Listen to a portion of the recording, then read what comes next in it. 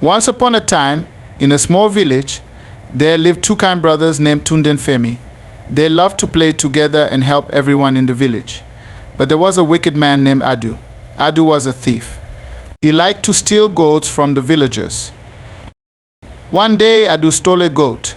But when the villagers asked who took our goat, Adu pointed to Tunde and Femi. They did it, it said. The villagers were very angry. They went to the village king to tell him what Adu said. Please subscribe to the channel for more captivating and interactive African reality stories. The king did not investigate. He did not ask Tunde and Femi what happened. He only listened to Adu. The king said, Tunde and Femi, you must leave the village. You are banished. Tunde and Femi were very sad. They did not steal the goat. They cried and begged, we did not do it. Please believe us, but the king did not listen. He sent them away from the village.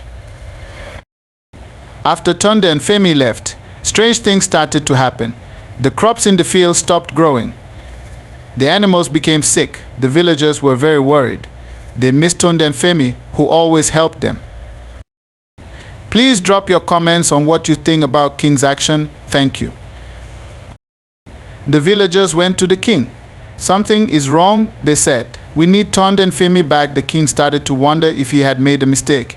He thought maybe Tunde and Femi did not steal the goat. Maybe I need to find out the truth. And so the king decided to investigate. He called Adu to ask more questions, but Adu was afraid. He knew the truth might come out. The king asked the villagers, did anyone see Tunde and Femi steal the goat? No one had seen them. Then a little girl said, I saw Adu near the goat pen on the night the goat was stolen. The king's eyes widened. He realized he had been wrong. He had banished the wrong people. The king knew he had to fix his mistake. But before he could do anything, something magical happened. The village's oldest tree began to glow. The villagers gathered around, amazed. Two brothers were banished because of another man's wicked art continued. The glowing tree spoke in a soft, gentle voice. I am the spirit of the village. The banishment of the innocent brothers Tunde and Femi has brought sadness and trouble upon this land. The truth must come out, and the wrong must be made right. The king, feeling ashamed, said, Spirit of the village, I understand now. Adu lied, and I punished the wrong people. What must I do to bring Tunde and Femi back and restore peace? The spirit of the village replied, First, Adu must confess his wickedness. Then you must find Tunde and Femi and bring them back with honor. The king turned to Adu and said, Adu, the spirit of the village knows the truth. Confess your crime and save our village. Adu, trembling with fear, finally admitted, I stole the goat. I blame Tunde and Femi because I am a coward. The villagers were shocked and angry. You lied to us. You caused all this trouble, they shouted. But the spirit of the village spoke again. Do not be angry, my children. Adu will be punished, but now we must bring back Tunde and Femi. The king and the villagers set out to find the two brothers. They searched high and low through forests and fields. After a long journey, they found Tunde and Femi sitting by a river, looking sad and lonely. The king knelt before them and said, Tunde, Femi, please forgive me. I was wrong to banish you. Adu has confessed and we need you to come back. The village needs your kindness and help. Tunde and Femi looked at each other, then at the king. We forgive you, they said. We miss our home and the people. We will come back. The villagers cheered and hugged Tunde and Femi. They all returned to the village together. When they arrived, the spirit of the village appeared once more. Welcome back, Tunde and Femi. Your innocence has saved this village. Adu will be punished justly and the village will heal. From that day on, the crops grew again and the animals became healthy.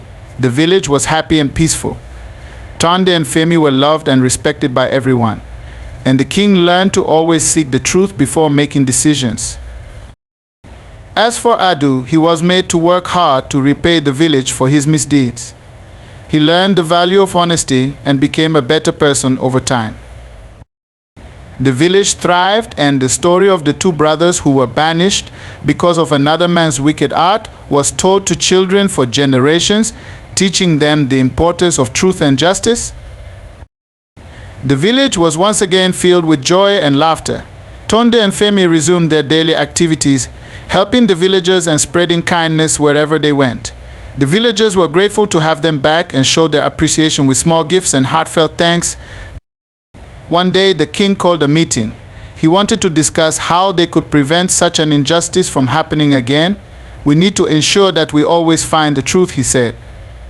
Does anyone have any ideas?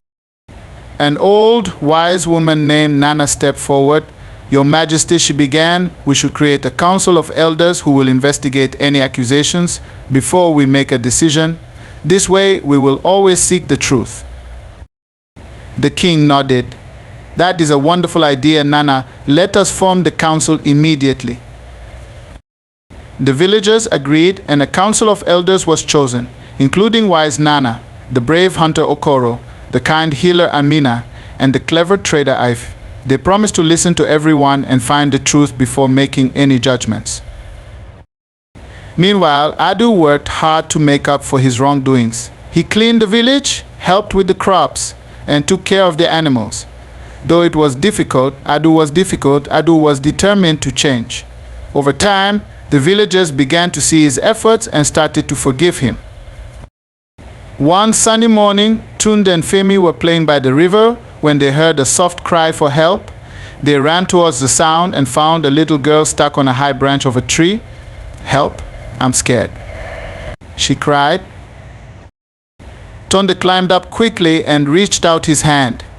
Don't worry, we'll get you down safely, he said. With Femi's help from below, they carefully brought the girl down. She hugged them tightly, grateful for their help. When they returned to the village, the girl's mother thanked Tunde and Femi. You are true heroes, she said. The villagers all agreed, and the brothers became even more beloved. The council of elders worked well, solving problems and making fair decisions. The village became a place of trust and harmony. People knew that if they had a problem, the council would help find the truth. Years passed, and Tunde and Femi grew into strong, wise men. They taught the children to always be honest and kind.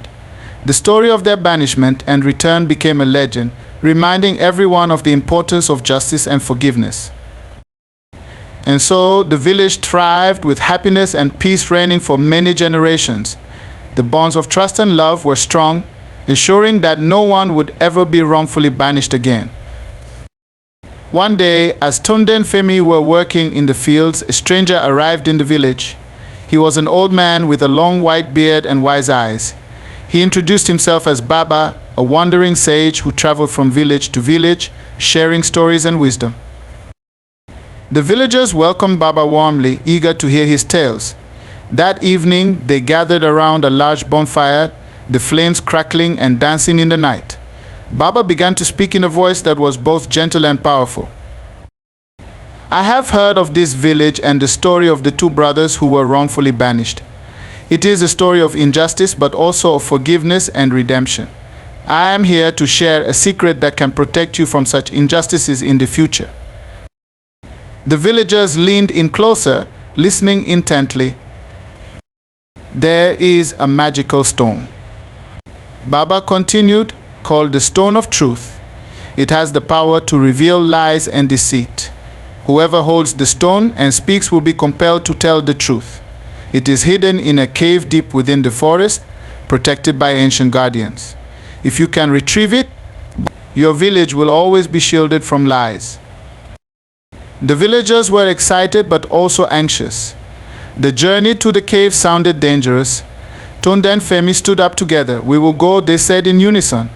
We will find the Stone of Truth and bring it back to the village. The next morning, Tunde and Femi set off on their quest. The villagers wished them luck, and the king gave them provisions for their journey. They traveled through dense forests and crossed swift rivers, following Baba's directions. After several days, they reached the cave Baba had described. It was dark and foreboding, with an eerie silence surrounding it. But Tunde and Femi were not afraid. They held each other's hands and stepped inside. Inside the cave, they encountered the ancient guardians Baba had mentioned. The guardians were stone statues that came to life, their eyes glowing with a mysterious light. Who dares enter our domain? They rumbled. Tunde and Femi bowed respectfully. We are here to retrieve the stone of truth to protect our village from lies and deceit, Tunde said. The guardians studied them for a moment. Then one of them spoke. You may seek the stone, but first you must prove your worth. Answer our riddles and show your honesty and bravery. The first guardian asked, what walks on 4 legs in the morning, 2 legs at noon, and 3 legs in the evening? Tunde smiled. That is a human. As a baby, they crawl on all 4s. As an adult, they walk on 2 legs. And in old age, they use a cane, making 3 legs. The guardian nodded, satisfied. The second guardian asked, what is so fragile that saying its name breaks it? Femi replied, silence. The guardian nodded in agreement. Finally, the third guardian asked, what can you hold in your right hand, but never in your left hand? Tunde and Femi thought for a moment. Then Femi answered, your left hand. The guardian smiled and stepped aside, revealing a glowing, crystal-clear stone. You have proven your worth. Take the stone of truth and use it wisely. Tunde and Femi carefully took the stone and thanked the guardians. They made their way back to the village, their hearts filled with hope. When they returned, the villagers cheered and gathered around to see the magical stone. The king held the stone of truth and spoke. From this day forward, this stone will protect us from lies. We will use it to ensure that justice and honesty prevail in our village. The village celebrated with a grand feast. Tunde and Femi were hailed as heroes once again. The stone of truth was placed in a special place in the king's palace, where it was used whenever there was doubt or conflict. With the stone of truth, the village flourished even more. Honesty and trust became the foundation of their community. Tunde and Femi continued to live their lives with kindness and bravery, always ready to help their fellow villagers. And so the village lived in peace and prosperity, knowing that the truth would always be their guide.